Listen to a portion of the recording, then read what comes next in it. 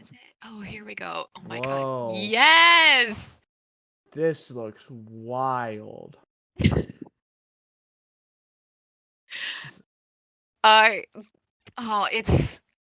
It's very 80s. It's very 80s, isn't it? But I love it. All the suits are they're so rubbery and silly and like clunky. I love it.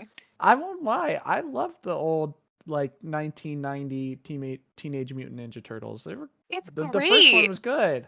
See, and I feel Now like I'm an old worried about the lady. second one. I see the new animation and I'm like, ew, what's this? I'm an old lady about it. Wait, is that the new? Yeah, it's the new one that came out. It's like, wait, Mutant Mayhem. Mr. Beast is in it. What? They put Mr. Beast in it? Yeah, he's in the new 2023 Mutant Mayhem. Oh. Jackie Chan is Splinter. That makes sense. Why is okay, Jackie Chan deserves to be Splinter, first of all. He deserves to be there. Superfly is Ice Cube. Post Malone's in it. You're kidding me. Tell me you're joking. I'm not Tell me you're pulling my leg. His name is Ray Fillet. Oh, God. Or Fillet. And I'm Mr. Beast is Times Square guy, but he's like the #1 cast on there. Of course he is. Wait, man, Mr. Beast is everywhere. 1, 2, 3. Why did they put Michelangelo so far down on the list? Mikey is the best. Mikey's my favorite. I love Mikey him. is #1. We should probably do the podcast. Maybe. It's dangerous. Dangerous. We'll just keep talking about turtles. Oh, turtles. I think I have my cold open. Yay! Da da da da da. That's I was gonna go. That's my signal. Editing Shannon. Put the intro now. Right now.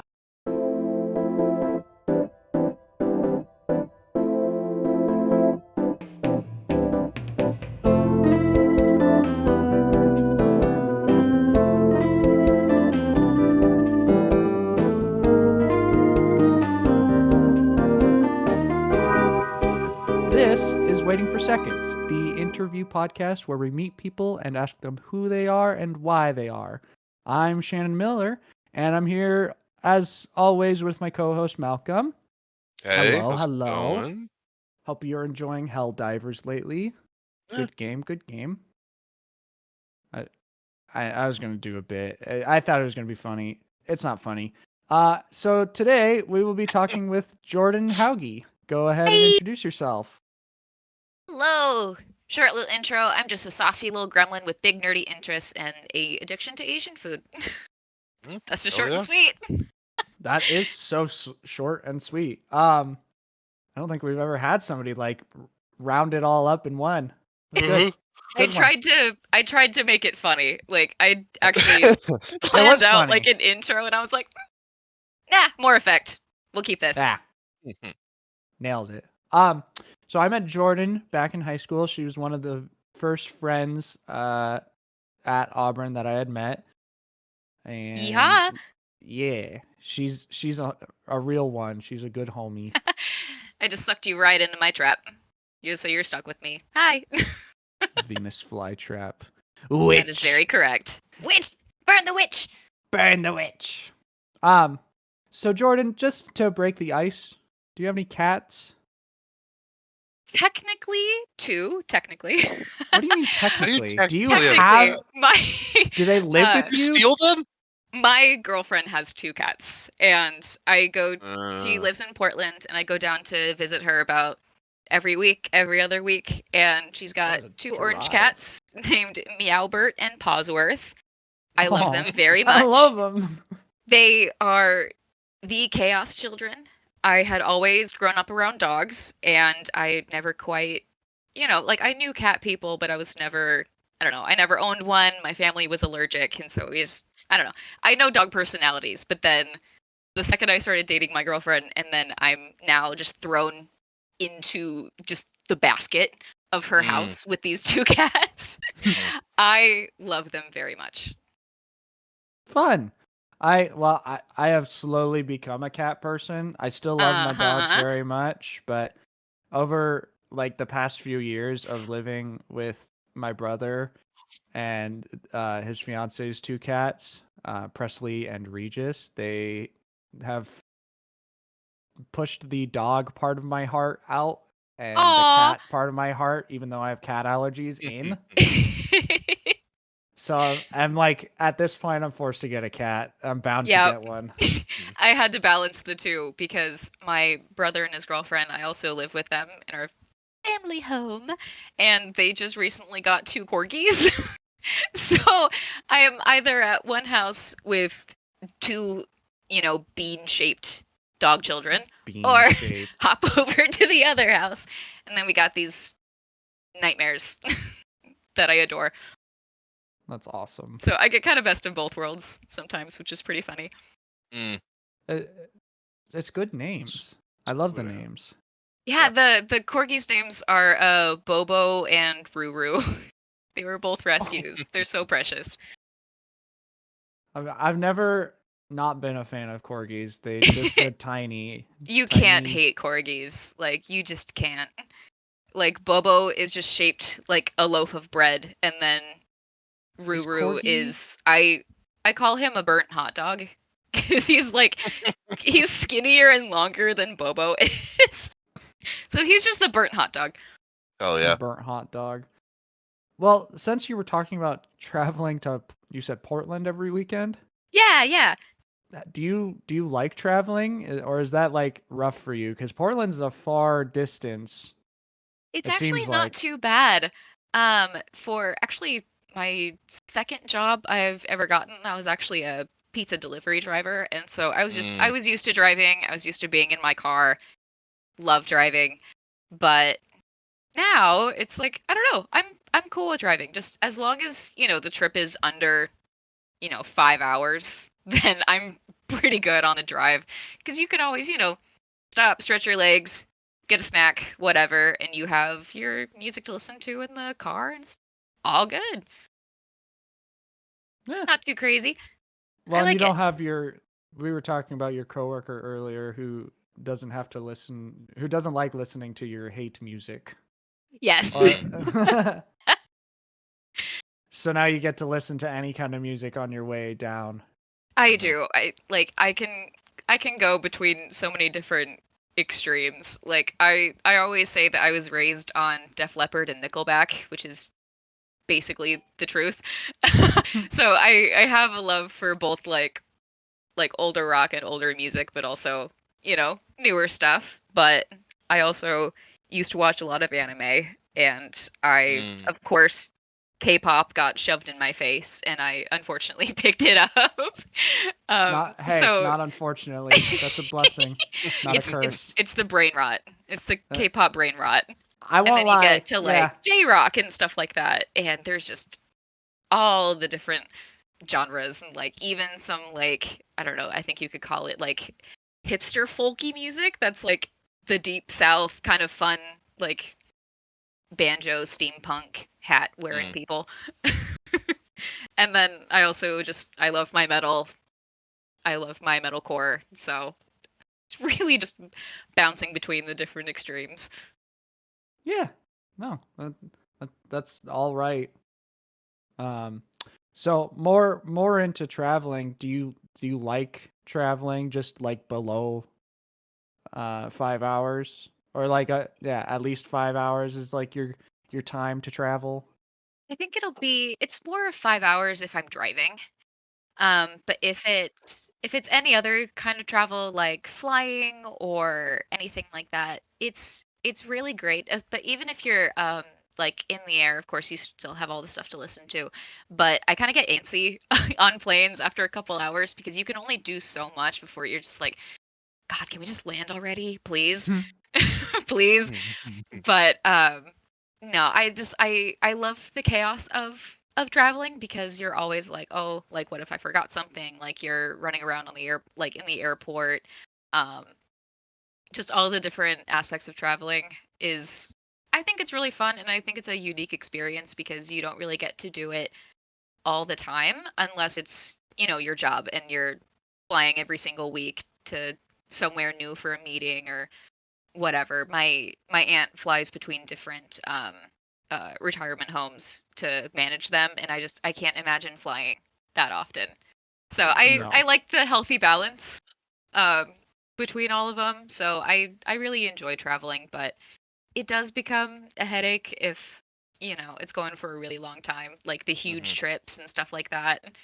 It it's both good and bad. You gotta pick what you like, and yeah, I don't know. I wouldn't give it up. I really love it, and I think people should do it if they have the opportunity. Like even if it's just a couple-hour drive to Leavenworth, just fun little places like that. Tiny trips and big trips, I think, are both really really good for people to go on. It's I worth do the want to time. take more tiny trips this year. Well, except the big trip that is to Denver.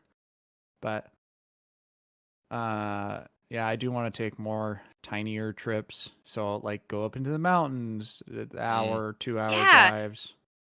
I think it's pretty life enriching, and plus you take all the pictures that you can, and you can just relive that memory over and over again if you have all those pictures and those videos and kind of those memories. Because I know some people are like, well, you go on vacation, then it's over, and then you Yeah. have to go back to work. It's like, well, but you got all the pictures, you got the You, videos to look back on, and you're like, oh, that was a fun trip.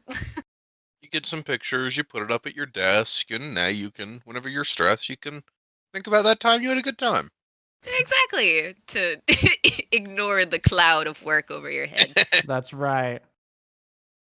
Uh Malcolm, I can't remember. You're not a big travel guy either. No, I'm not really. It's in part because travel's expensive, man. Oh my god, yeah. Yeah. Gas. Even if it's God, just gas money. gas and like yeah, I or a plane and a hotel, like yeah. Travel's a lot of money. It yeah. really is. That's why it's like whenever the opportunity Hmm. is there, I don't know. But I do enjoy being home a lot as well. It's Just gotta hard to find a not balance. like sleep in your own bed and work in your own Yeah, kitchen. Like, exactly. Like I don't know, I don't sleep very well in like hotels. I can't really fall mhm, asleep on planes. Like I try to take naps on long flights, but it doesn't work out. And then you're just lifting your head up and looking at your watch every 10 minutes and you're like, why mhm. can't I fall asleep? But I'm too tall to be in planes. oh no. I'm always squished because I always go economy. I'm Hmm. not gonna pay for a first class seat for Need like that an leg hour room. flight.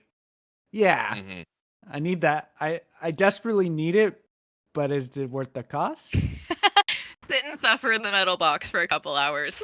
There was one plane ride that like recently I was flying from Seattle back to Spokane, and oh my gosh, I had like one of the front seats like that's Ooh. between first class and economy, and like Oh the yeah. leg room on that, it was just incredible. Me and John Wick 4 were like chilling, just having no issues. That sounds like a vibe. It was a good Mhm. movie, by the way. If anybody wants to know I about do John love Wick John 4. Wick. Okay, you can't They're all not good like movies. Keanu Reeves. I don't. Yeah. Yeah, You're not human if you don't like Keanu Reeves. I'm sorry. yeah. He's kind of like ooh, I was gonna about to call out another actor. He's Who? like the new classic action hero. Keanu Reeves is. He Mm. is. He Yeah. is Yeah. beloved by millions. Yep. When you see him casting something, it's always like, oh, that'll probably be good then. Hmm. Okay, cool. Hmm. Yeah. I just always think of the like, you're amazing. You're amazing. Oh, Or was it incredible? I mean, one of those. One of those words. here. I don't remember. Oh, like from Bill and Ted's Excellent Adventure. Oh, he was on a. I think it was like that. Oh, because it was a meme Breathtaking. for. Oh, breathtaking. That's what it was. There we go. Close enough. Ah, shit. Well, moving on to one of our next questions. You seem like you've had a pretty good childhood overall. How close is your family? And like do you feel like maybe that your childhood was uh, happier than others? It's it's definitely interesting to talk about because everybody's family life is completely different, but True. I'm very I don't know, I'm very lucky to be raised in a family that's incredibly close. Like my parents are still together. Um we do a lot of stuff together. We even live together. I we all kind of live in a family home. I got me, mom, dad, my brother, his girlfriend, and then my grandmother as well. And so the house is always like full of life. The house is never empty, especially with the dogs. And it's really nice to just have a family that just supports each other like all the time. I really value that now more into adulthood. Hmm. Because I know a lot of people like their family is pretty spread out and stuff like that. And so I just feel really special that my family is as close as it is. And I guess even I don't know, I do think that I did have a pretty happy childhood. When it just comes to I don't know, I'd say like your parents raising you, like not thinking about um like school or anything on the outside. I do think I had a pretty happy childhood. Of course every family like has its quirks and its like bad sides and Mhm. everything. And I don't know if I would want to say I have a better childhood than everybody because, like I That's said, like every family has their different struggles and things like that where like some Mhm. people I don't know, there's a lot of different factors and a lot of different things that can, shape stuff like that. And so I think it's kind of hard to have a general I don't know, a general overlook of like, yeah, I did have a happier childhood than most people. So I can't really say that for certain, but I do feel like I did have a good one, and I'm very fortunate for that. that's very humble of you because it is difficult to be like so firm and so confident that like yeah, you know what, I did have a better childhood than somebody else. It's like I would feel really mean if I was just like, "Ha, my childhood's better than yours." Like, no. Like everyone's got their shit to wade through. Mhm. Everybody does. Yeah. So would you say you're more like maybe not happy is the right word, more content? You've had a pretty good childhood, so you're like you, there was no like no regrets, I guess. I wouldn't say no regrets because I think everybody like especially like has fights with their parents. That is definitely a very person to person sort of thing. Sure. I've always been super close with my mom, but my dad and I have had a couple rocky years in high school. But again, I'm really fortunate that we're, especially me being an adult. It's like, yeah, I was kind of a bitchy little kid, wasn't I? Like, especially A lot being of us were. like, especially being a like a teenager, like a preteen, especially if you have like mental health struggles and things like that. Like I know that I wasn't in a super sound mind and I know that was probably really horrible on my dad's end of things, Mhm. but we've talked about it and now that I'm, grown up, I can be like, "Hey, you know what? I was a really shitty kid. Like I'm really sorry that I pulled stuff like that." And so I feel like we've grown a lot stronger because of that. And so yeah, I'm very happy about that. I definitely do regret like, some of the things that I've like done and said and stuff like that. Like I know like I'm not a perfect human being. Like nobody is. And even though I try to be the most like happy go lucky self that I can be, I also can acknowledge that I was kind of a shitty kid sometimes. Sure. And Well, so and yeah, I sorry. think no. I think children are complicated, Oh god, and they are. like I don't think I really realized that in high school. Mhm. And I used to think like I'm grown up in high school, like 15, 16, 17, 18. Like I'm an adult now, but then I just get after high school, you just get hit in the face with the reality Oh yeah. of certain things. Even if you're living with your parents, if you're not living with your parents, it's like, wow, there was so much that happened. Yeah. I don't know. It's definitely the second you graduate because you think they're like, oh yeah, like I'm grown, 18, I'm gonna go to college, I'm gonna do blah blah blah blah blah.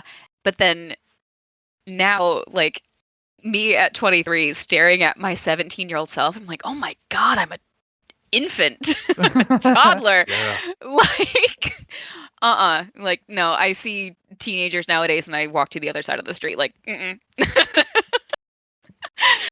No, I don't know. It's definitely like a clusterfuck and a half. If you could, I don't think we have. I want to probably put this question on the list. If you could, what kind of advice would you give to your younger self? You just relax. Just Just relax, get kid. just give it a rest for a little bit. It's like it's like it's a little difficult to think about it now because like I would say school was pretty tough. Like being because I think yes, I think so.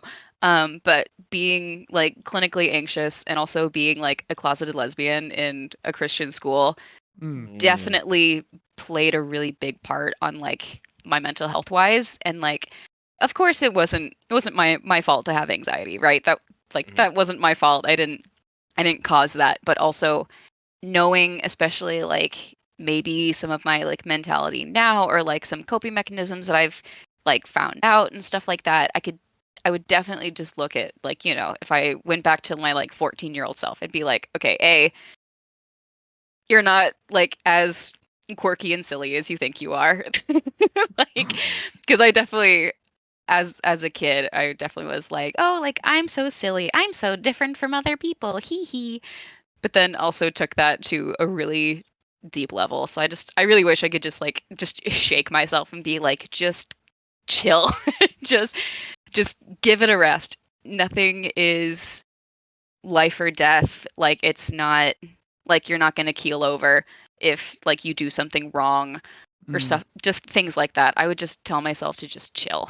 just give it a rest. Take a deep breath, get a Coke, like try to get out of your own head. Yeah.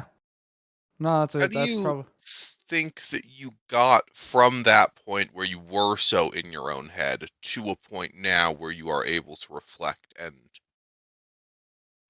I feel take a like step back?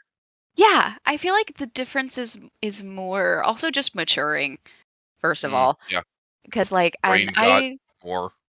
mhm, like I think that I don't know, I feel like I'm more self-aware of it now than I was back then because being a kid it's like, you know what, you're the anxious little goblin and your emotions are too big for your body and you don't know what to do with like all of these huge emotions and you have to worry about it's like Hmm. about like work and school and friends and relationships and family and just all of this stuff and you're just this giant ball of anxiety and like you don't know what to do like with yourself or with anything.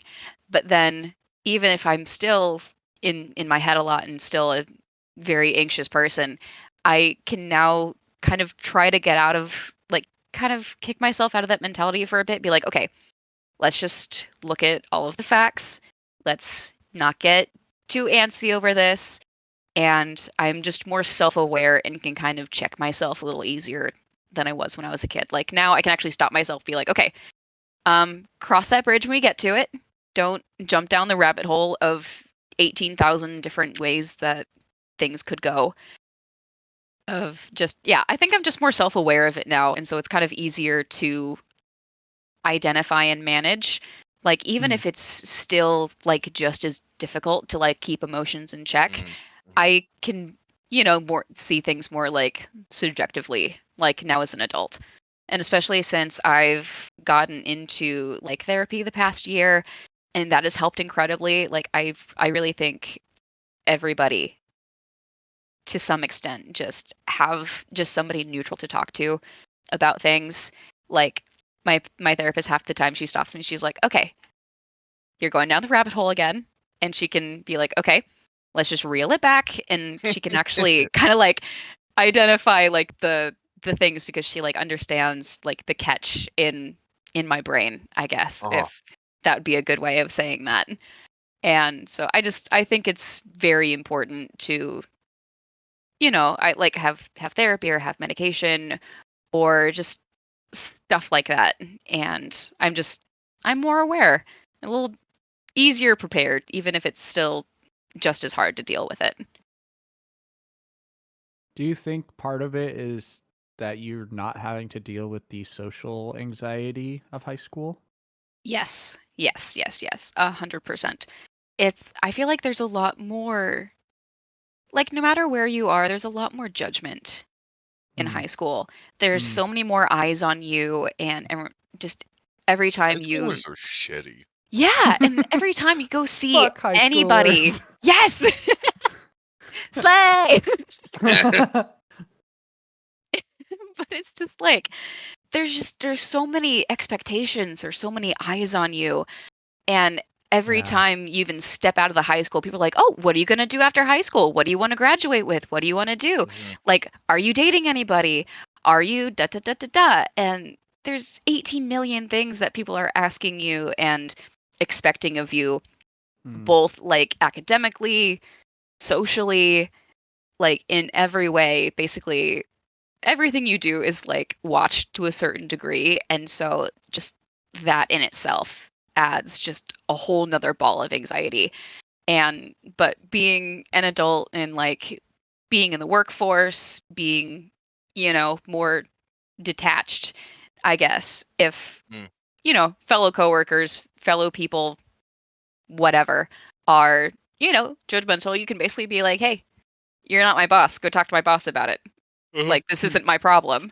Mm-hmm. And it's kind of Deal with hard your own shit. to, yeah, it's like it's kind of hard to put down my foot about stuff like that, but it it's nicer to be like, well, I mean, you don't know me, you don't know my family life, what are you talking about?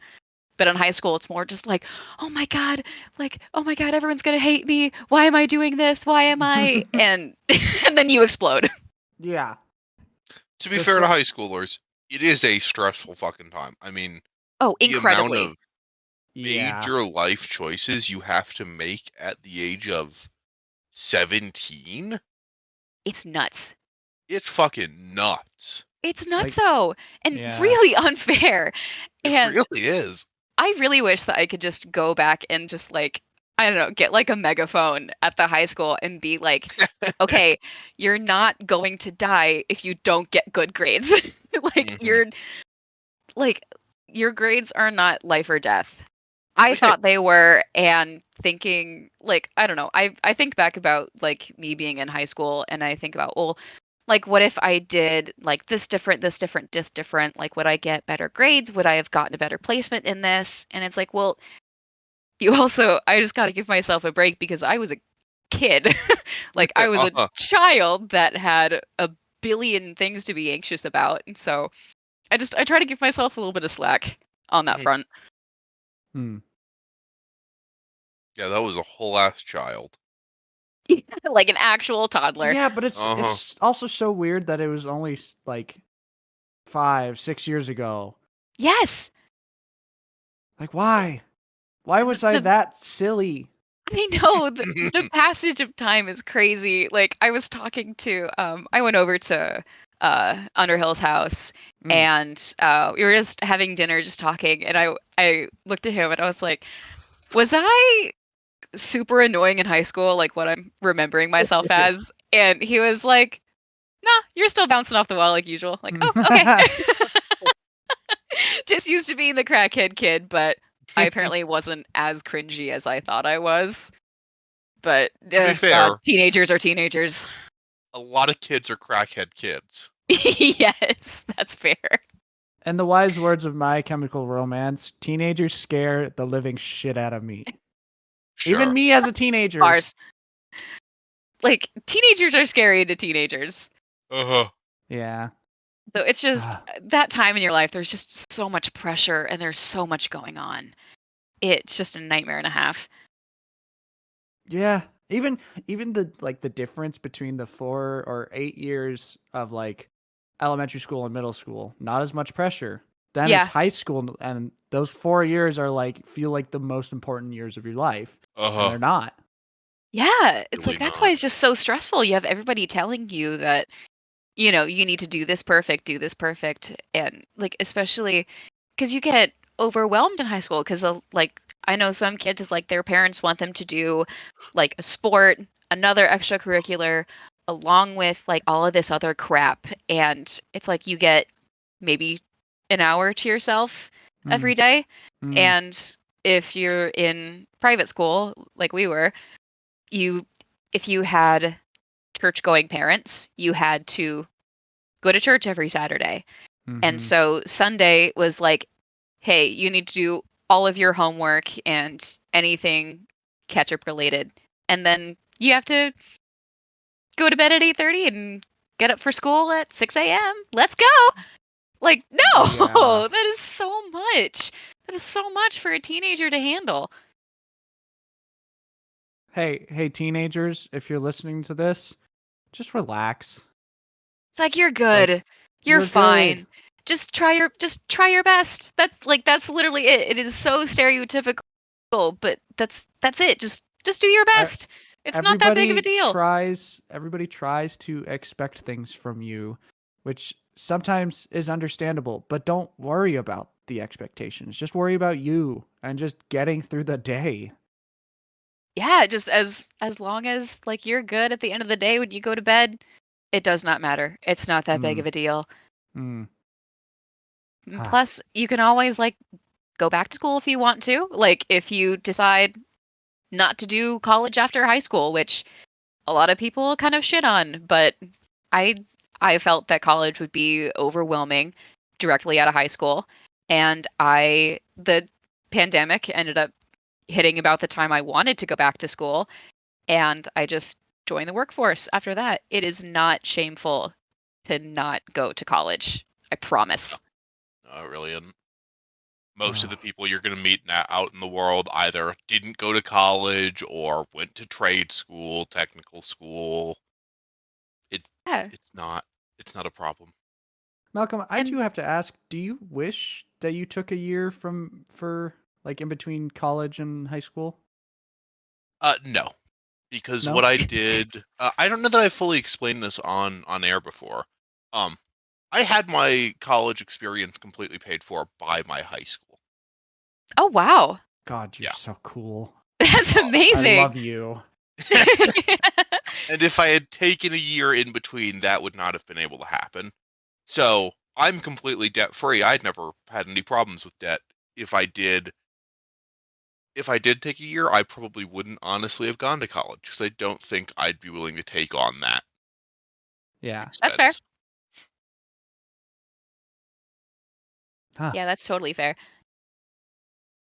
Well, you were talking about of course we were in a private school, and I knew you were a lesbian for a long time. Hmm. Uh how does that maybe minus the lesbian part, but how are you religious? Are you still religious? Do you still go to church, or are you just you're out of there, or what's I going on have with you in religion? yeah, so that is a whole loop. So, I mean, Damn whole being rope. raised Adventist and It's still just being in an wild. Adventist family, it's like I don't know. I believe in I don't know quite a few things about Adventism. Like I still agree with it, but I know that also being in private school, but then also like having a church going family, at least we did for a little bit. We kind of stopped in high school, but I don't know. I kind of felt bad for the dorm kids that got shoved at every single religious ceremony ever that the high school Nah, put on. we're good. That Like was I felt fine. so Just bad. Like chilling. I'm so sorry. It's like I don't know. Like I can take all of the religious stuff that, was forced in my face during private school because you read all the books, you read like it's like the Great Controversy, then you have Mm-hmm. a Bible class every single year. There's just Mm-hmm. so much stuff that like you need to absorb. And that's all well and good when you're in high school, but then also graduating and becoming an adult. Yeah, you can kind of take a step back and be like, okay, this wasn't good, but this is great, and you can kind of pick apart the good from the bad. And I kind of go in between saying I'm still Adventist and saying I'm, non-denominational, because I think so many things are wonderful about Adventism, but Mhm. I can also understand that a lot of things about it are kind of culty and kind of weird. And so I can just be like, hey, I've just got I got my own shit. Yeah. I absolutely, of course I have nothing against anybody who's still like very full frontal in the church. Like, that's awesome. I love that. But sometimes, I don't know. I think it's important to take what you've learned and things that you observe and make your own opinions about it. I think that's what really makes, being an adult. Like, not everybody's going to hold all of the same views. Like, of course not. That's not how the world works. But I'm secure in a lot of things about it, but also religion and being human is very different. It's not like a straightforward line that you can follow. It's like you're going to have ups, you're Mhm. going to have downs. I mean, like, I'm pretty sure all Christians have doubted once or twice, like, if God even exists, right? There's so many doubts, there's so many just things that you can think about, and there's just a lot. Religion is a lot, and especially when, quote unquote eternity is on the line, it's it's a pretty big deal to find your identity in things that you believe and things that you don't believe. I think it's really important.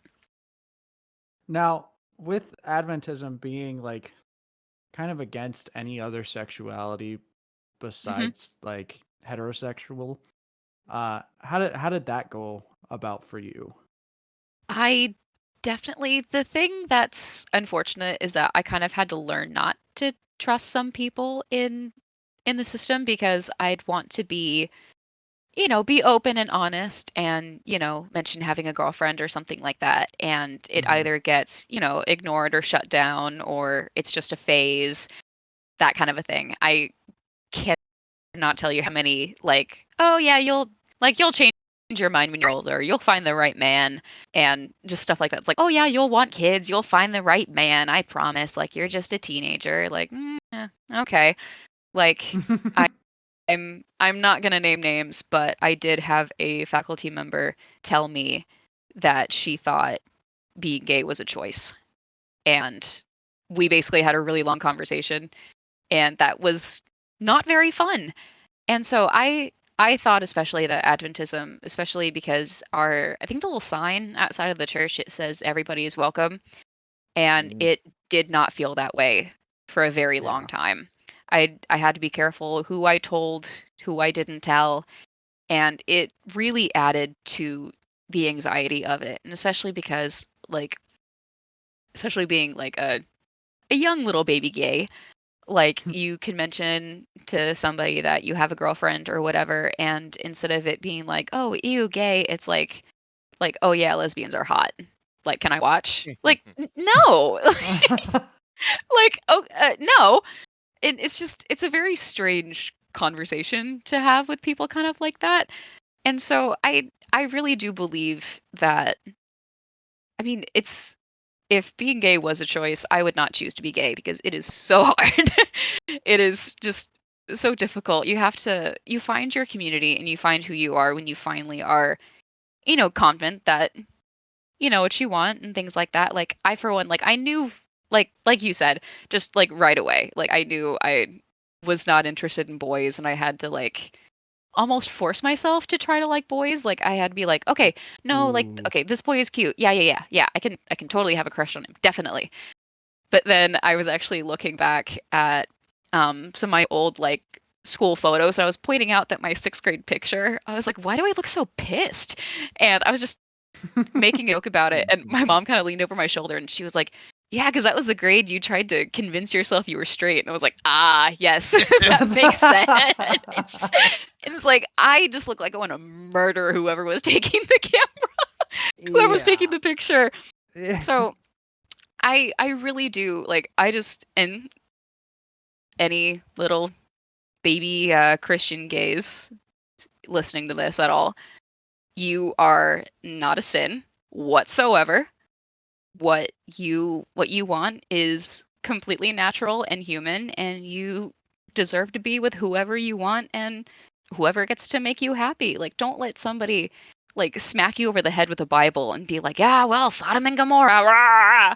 Which all of that You're is going to completely out of hell. context anyways. Exactly. Stone her, Right. stone her. Right. It's like every single like anti-gay like text that's been drawn from the Bible is either out of translation or completely just out of context. Like, you can't take one Bible Sure. verse and be like, "Hi, yes, this is fact." Oh, Mhm. except for the 10 Commandments. I mean, that's non-negotiable. But my point anyway. Um I believe that, if I can't remember who told me this specifically, but somebody had told me that if people are using scripture as a weapon, it's not scripture anymore.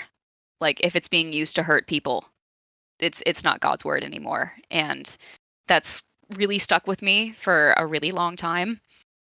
So I want people to just not be afraid of whoever they want to be. Like, no one no one should smack you over the head with something and say that, like, you're a phase, this is a choice, this is a sin, because it's not. It absolutely is not. And since, finding girlfriends that like we love each other a lot, like, I cannot believe not. I don't know. I can't believe I would try to convince myself to be something else, because this is just so me. It's just who I am.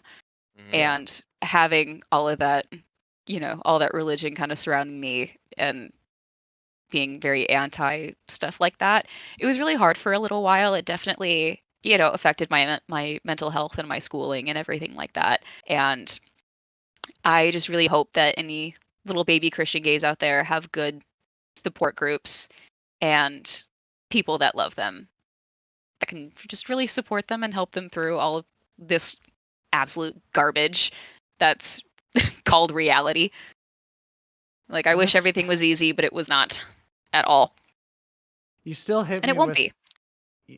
I'm stuck on what you said. Yeah. Which The one? the hitting over, or if using scripture as a weapon, Hmm. it no longer becomes scripture, and that's so true because you think Isn't that about crazy?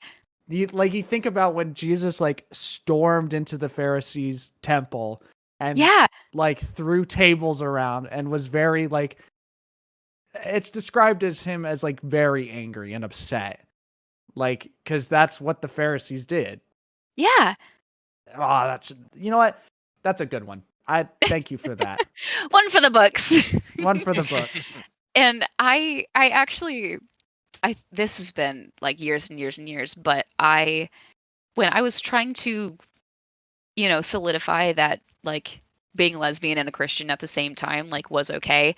When I was fighting through all that stuff, I found a couple videos of that was very factual of like what the Bible actually says about being gay, and it actually gave like story context and like translation, like little hints and things like that, to be like, hey, by the way, the Bible says absolutely nothing about how being gay is a sin. So, okay.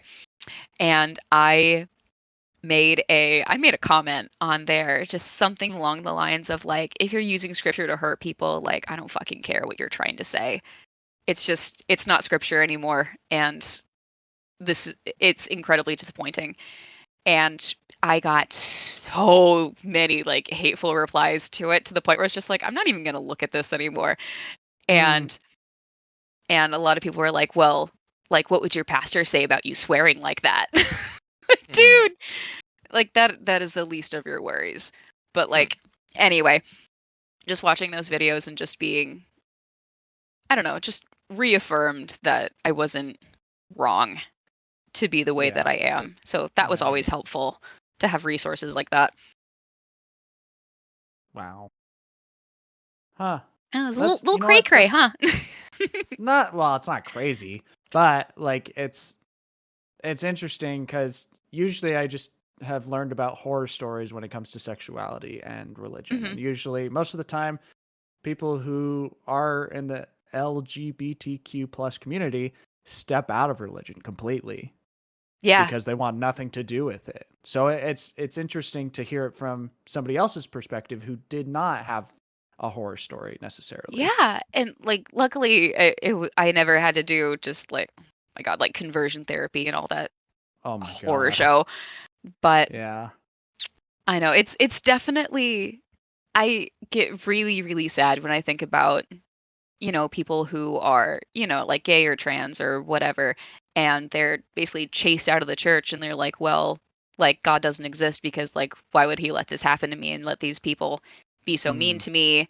And that's just heartbreaking because I really do imagine just God being like, this is just sad. Like, I can just imagine him being incredibly disappointed with humanity. And just I don't know. I wish things were a lot easier, but they're not. And I hope that they become easier because I know Yeah. society is growing pretty quick, but it's definitely difficult to be on both sides of the line. It's like you want to love religion, you want to love God, you want to love all of these things, but the people in that particular church or whatever are completely against who you are as a person while saying to your face that they love you. And that is a really hard thing to deal with, especially being a teenager, being a kid, being a preteen, like being whatever. And I think that's why sometimes it's like, well, like maybe I don't want to be Adventist anymore. Maybe I just want to be not denominational. I believe in God.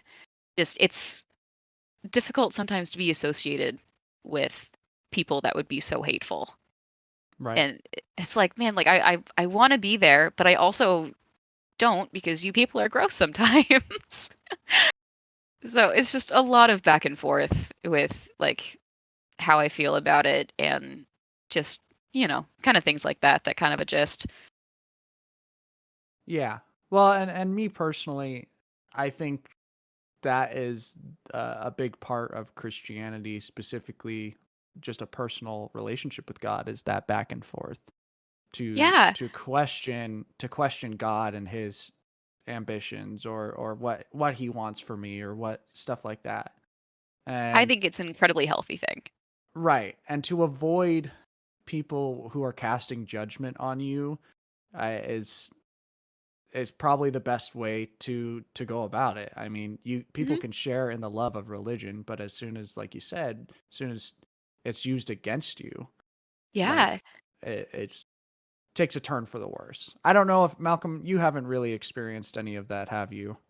I have not.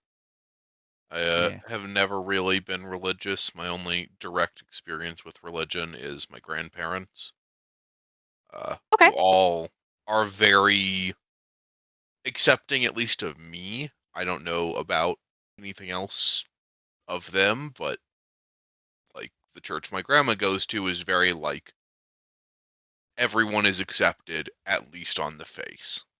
Yeah, it's all just by face. Mm. Yeah.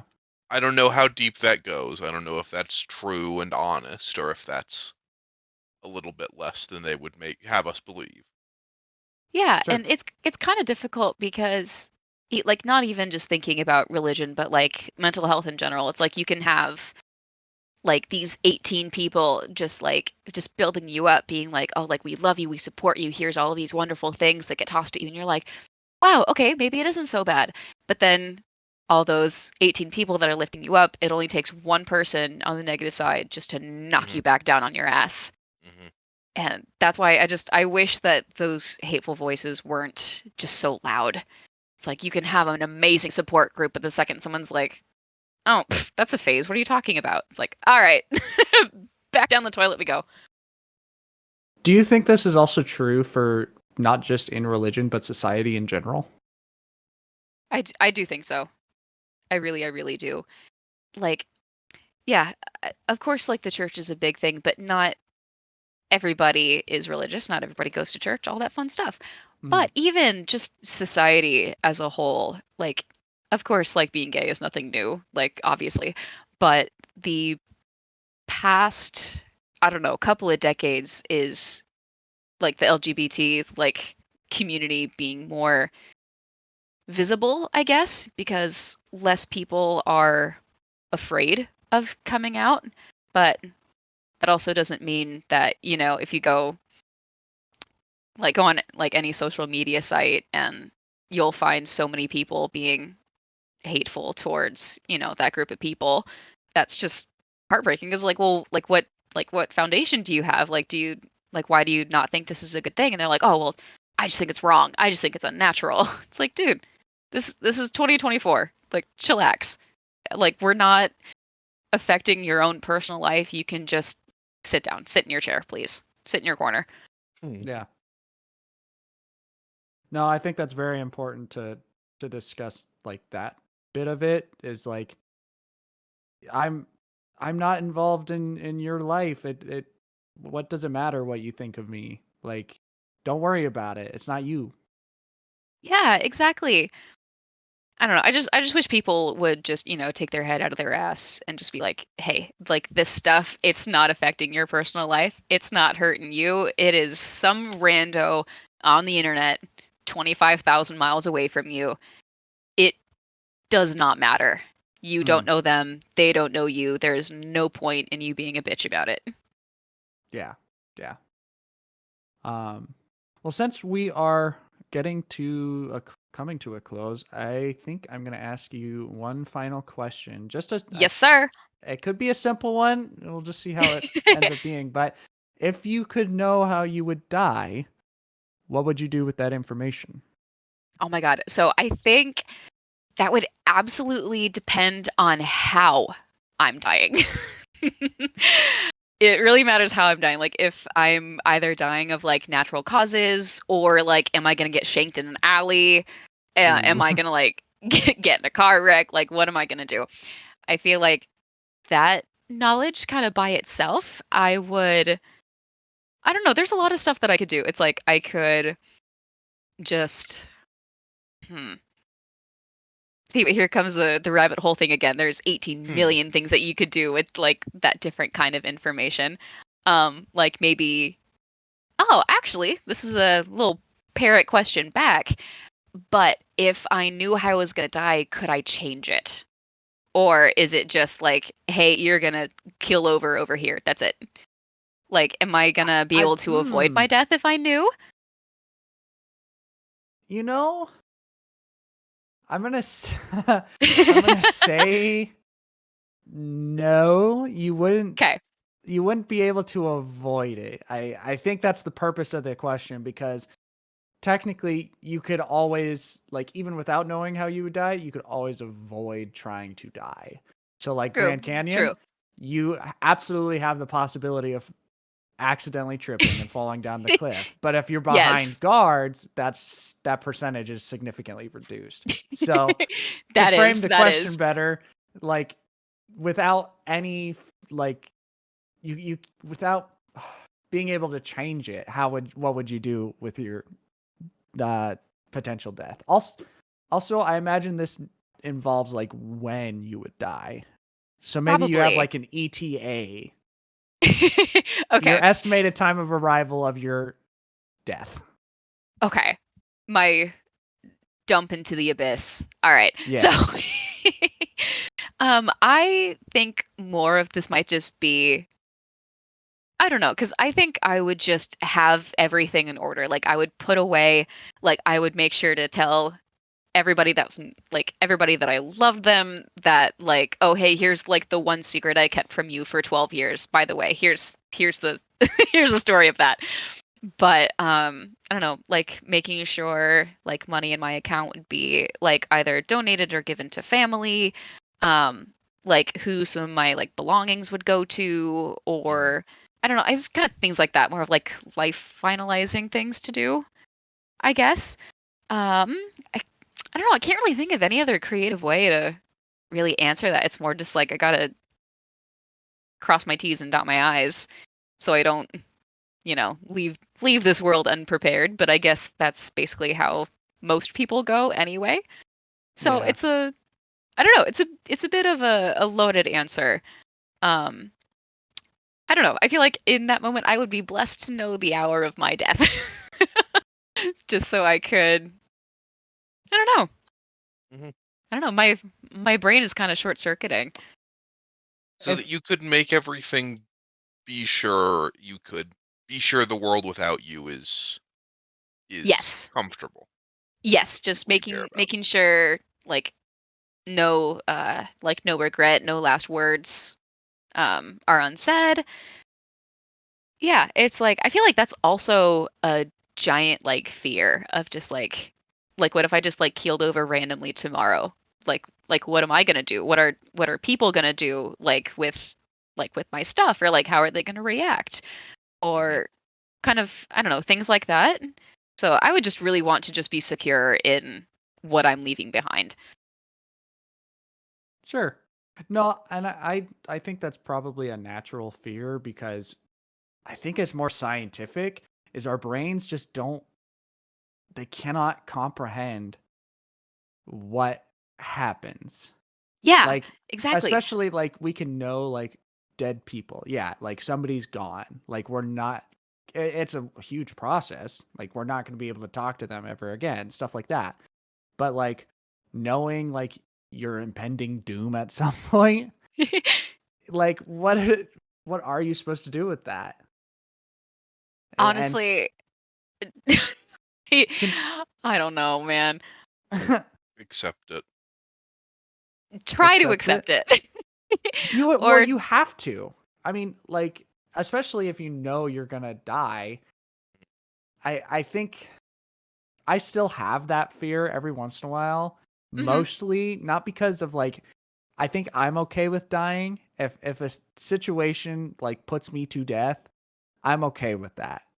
But as soon as I start to think about like the people I am leaving behind or mhm. like it just makes me so sad.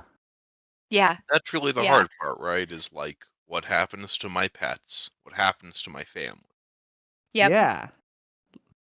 And this Like might be kind of my I don't know, maybe my materialistic side kind of coming out because I am very attached to like physical things. Like if like say like somebody like gave me a t-shirt like randomly out of nowhere because they thought of me. I can now never get rid of that shirt because then Mm, it's like I would like if they knew I was giving it away, that would make them sad, but also this means a lot to me because it meant a lot to them to give it to me.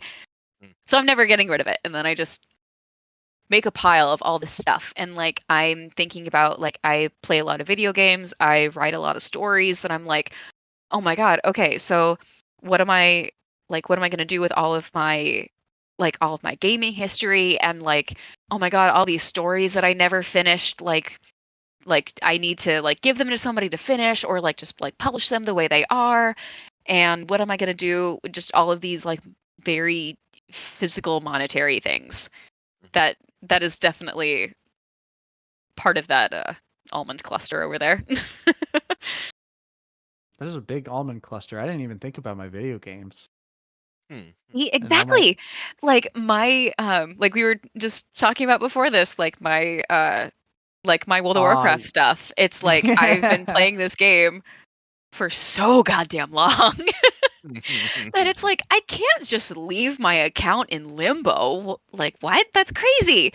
And like my Xbox, like my brother gave me my first my first Xbox when I was 10 and that has, kept my, you know, 13, 14 years of gaming history on one console that I don't want to think about being like getting rid of that or not having that there anymore or just having it just like sit and collect dust in the corner.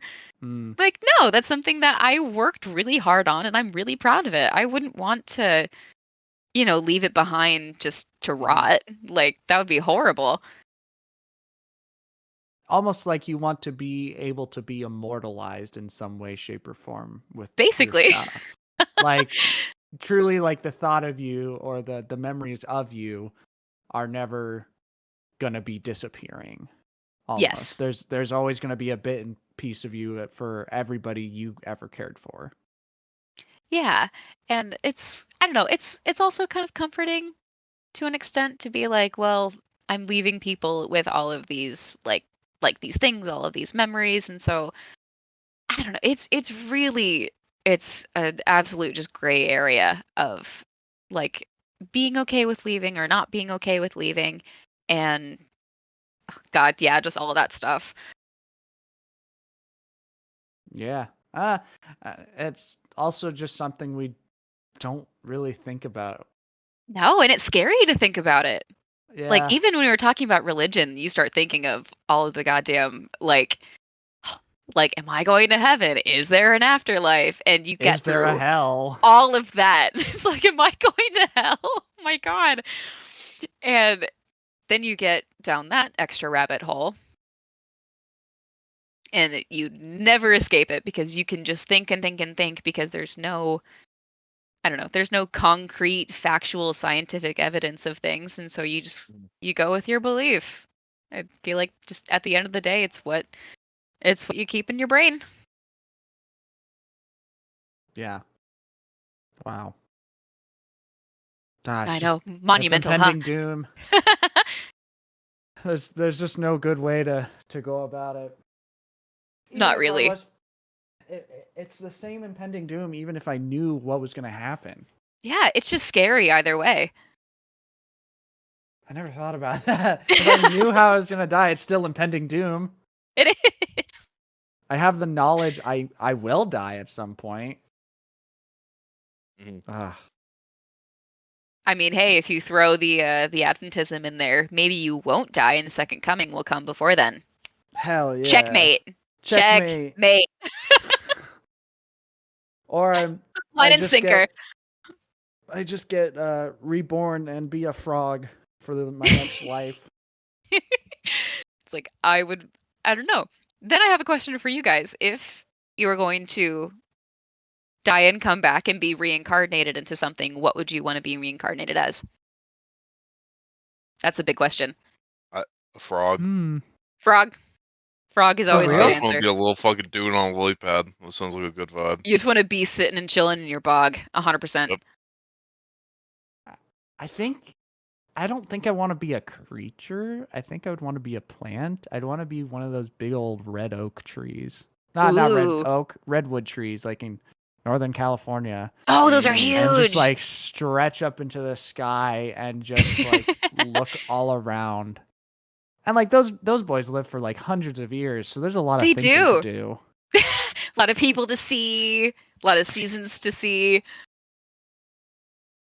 A lot of different seasons. I don't think I've ever well, no, I have in the past wanted to be a creature, but for the most part, like plants, specifically trees have such history.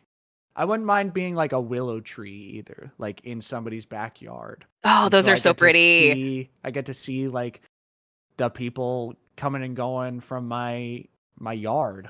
It'll be my yard. The animals that would live in me. All the boys in your yard. All the boys in my yard. What See, I flip between being like, I don't know, being an animal would be cool, being a plant would be cool, but also like an inanimate object would also be cool. Like imagine being, I don't know, being somebody's like beloved stuffed animal. Like that'd be great. That'd be really wholesome. That's a little scary. I Well, just think okay, it would be cute. It would be cute, but just imagine like you do reincarnate as somebody's stuffed animal and then you're just staring at the dude. Just sitting there, just observing. Sitting there. Well, I'm thinking from my perspective because in my office I've got my stuffed animal. You remember the one that Destiny knitted for all of us, like the squid? Oh my God, yes. I still have mine. I'm just thinking like, why? I don't want. I'm gonna turn it around. Like I'm just gonna see all my nasties. I think of it more in like a keepsake perspective. You know what? Like I can see that. yeah, like there's a family heirloom. Like my mom got her appendix out in like after college, I think something like that. And her sister came to the hospital and gave her a teddy bear that had like a bandage over his stomach. That was really cute. And so she gave him to her and she named him Barry. and of Good course name. Barry the bear, of course. So creative. So creative. So incredibly creative. But that was passed down to my brother and then now to me, and that this bear is now 45 years old, I think. And Damn. it is one of my most beloved possessions. Like if I lost this teddy bear, I don't know what I would do with myself. Just Bro's because almost there's retired. yeah, it's like there's just a lot of memories, a lot of love in, keepsake stuffed animals. So I Yeah. wouldn't complain about being one of those because I mean, if you if you as a stuffy mean a lot to somebody, it's like you're not going to get thrown away. You're not going to get donated to No. Goodwill or something like that. I think most of my stuffed animals are with my mom because she's all about keeping all that stuff, and I'm glad she is Mhm. because I have a heart. I'm pretty good at like things that have meaning, but like so long ago they had meaning. It's Mm. pretty easy for me to get rid of them if they're like clutter or something. But Ah, I'm see, kind of you got the grateful to opposite. my mom for keeping all of my things except my homework from like kindergarten. I don't know if I really care for that stuff. Like an But old essay you did like 10 yeah, years ago. and I know my mom listens to this, so like Hi, don't mom. hi mom. I don't know if she gets to the end. She's told me she's listened to most of them, but like not to, I don't know. I don't know. She listened all But the way through. yeah. Hi No, that's mom. cute though. There's something really important about, keeping things that mean a lot to you. Like Yeah. I know it's probably a bad thing to be so materialistic, but like I like things and a lot of things are like emotionally charged, I guess. Yeah. Cuz like growing up with especially like a lot of stuffed animals and stuff like that, you always think that your stuffed animals have emotions and feelings and things like that. And like I am absolutely not afraid to admit to this day, every time I leave on a trip for something, I have to kiss all of my stuffed animals goodbye. I have to. I have to. They have to know that I love them and I will be back soon. I don't know why. That's just something in my brain. It's so silly. But I don't know. I see a lot of feeling. That makes no sense, but you know what I mean. No, in a materialistic way, you see a lot of feeling. There's You I get the I'm vibe. I'm slowly agreeing with that where all my things like they have memory, they have purpose, they had purpose and they're Yeah. so important. So And hey, and if some stuff you can pass along to somebody else that will use it more than you did, great. Awesome. I just know I can barely do that. that's true. But I think we are about wrapped up with this episode. So thank All you right, so all right, much, all right. Jordan, for hanging out with us. Yeah, love you guys. I'm so glad I got to be a part of this. This is pretty exciting. It was a lot of fun, and it's also good to just hear from you in general.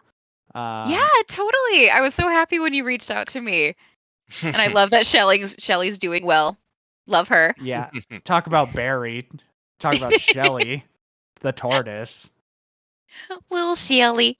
I was like in 6th grade when I got her. So She's the I should have like given her a better name. I still can, but I don't think I'd ever part way with her original. You could name her after another Renaissance master. Get another Teenage Mutant Ninja Turtle. She can be an honorary TMNT. I could do that. Yeah, Well, I just have thought find like a I, painter or something and do that. Don't die. I was And laughing fucking and then dies.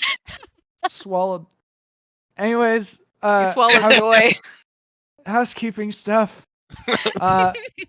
Thank you, Nadia Diaz, for our podcast cover art. I love you, boo. Jordan very much knows Nadia because she was in our friend group in high Squid school. Squad. Gang Squid gang. Squad. And her Instagram is at Arthead Creations. And she has a portfolio that every time I need to actually put it in the document, that is, I want to say it's Nadia VFX or Nadia DS VFX. Yeah. Something yeah. like that. Okay. www.nadiadiazvfx.com, where she puts all of her art. So go check her out. You can She's even message amazing. her on Instagram to do art related things, get some things commissioned for you, like this podcast. Hell yeah. So yeah, and also thank you to Jensen Krall, who made our intro and outro for the podcast. Talented man. Yes, very talented. He's got a song called "Knocking on Doors" for his musical Tea Time that he's been working on. You can find that anywhere: Spotify, iTunes, Amazon Music. That'll also be linked down in the description. Also, send us an email. We are trying to take in questions, or maybe you have something specific you would like to say. Just send us an email to our, what is it? Waiting 4 seconds, the number 4, waiting 4 seconds at gmail.com. Yeah, just send us an email. Maybe send us a question so we can ask people like Jordan your Me. questions. So thank you again, Jordan, for hanging out with us. Yeah, And stay snazzy, everyone. we will talk to you guys later. Unless Jed. Unless Jed.